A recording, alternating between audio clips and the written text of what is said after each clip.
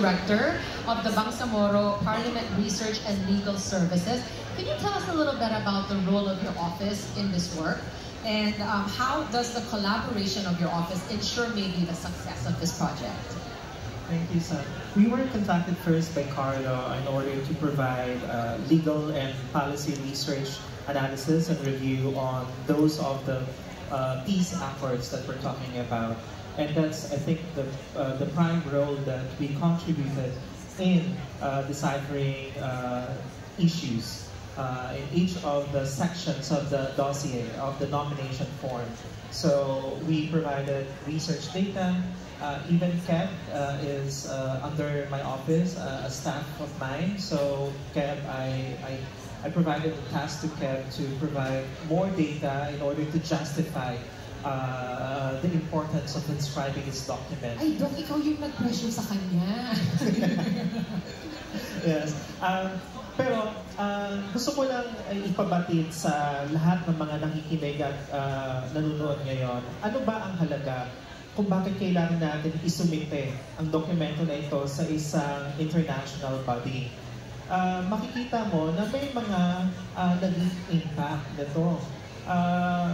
May mga MPs, sabihin ko na sa inyo, MPs sa other parts of the world, no, nakita nila na merong ganitong proseso na merong inisyatibong i-document at i-inscribe ang mga documents na ito sa UNESCO. May mga Kurdish members of the parliament sa Republic of Turkey na nagsabi na if Mindanao or if the Bangsamoro people was able to negotiate a peace settlement, peace accord with the national government, then sabi ng mga Kurdish MPs, that parang napapanahon na rin na baka maaari rin na magkaroon din kami ng ganitong negosasyon sa National Turkish Republic. Gusto nila kasi i-establish ang Kurdish or Kurdistan, ang Kurdish national movement ng mga Kurds sa ilalim ng rehimen ng mga Turkish people. Medyo madugo ito kasi nga ang Kurdistan ay binubuo ng iba't ibang mga nasyon na nakapalibot sa Turkey, sa Iraq, sa Syria. So medyo mahirap kasi it's trans-borders, transnational. Kumpara dito na ang kausap lang ng Pilipinas ay ang mga taga-Tausug, Maranao, Maguindanao, at yung mga lumalaban rin, lalong-lalo na yung naging role ng MILF. So, nagbibigay ito ng inspirasyon sa ibang nasyon na meron tayong shared, collective memories, shared values that we can also tell to other people in other nations. Nung pumunta nga kami sa Aceh government, yun, di ba? Kasi mas nauna ang Aceh's government na ma-establish kaysa sa Bangsamoro. Sabi nila, I think we can also learn some experiences in terms of restructuring the entire Aceh's government in their way of negotiating with the Indonesian government. Ganun rin, nung may mga MPs na Bangsamoro na pumunta sa Spain para makita rin yung ano naging karanasan ng mga Basque, the Basque country na isang teritoryo na pinalibutan ng France at saka ng Spain, na gusto rin nila na magkaroon din sila ng autonomous freedom. Ganon. Nag-usap-usap kami na may pagkakaparehas tayo ng iba't ibang karanasan natin patungo, lalong-lalo na dahil lahat tayo ay nakaranas ng conflict, ng kamatayan, ang daming mga namatay na Bangsamoro, pinaglaban, lalo na yung tinatawag natin mga Mujahideen. Ganun rin ang mga na-experience ng mga sa Chechnya, mga Muslims.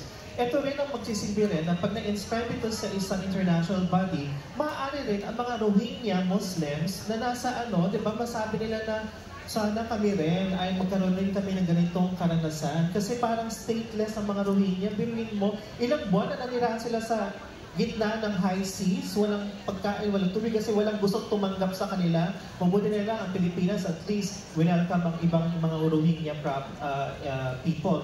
Ngayon, masasabi rin natin na ano rin itong halaga na ito na nangyari sa Mindanao na maaari rin natin maikumpara sa mga nararanasan ng mga Palestinian people sa Israel. So lalong-lalo na ngayon, meron dito mga tumakas sa Israel ng mga Palestinian na nandito namumuhay sa Pilipinas at sinishare nila yung kanilang mga karanasan na gusto rin nila ng kapayapaan sa Israel kung ibibigay ng Israel yun kasi ibang ewan ko kung anong mga nasa utak ng mga Israeli government. At ayoko na magsalita. So, yun lang.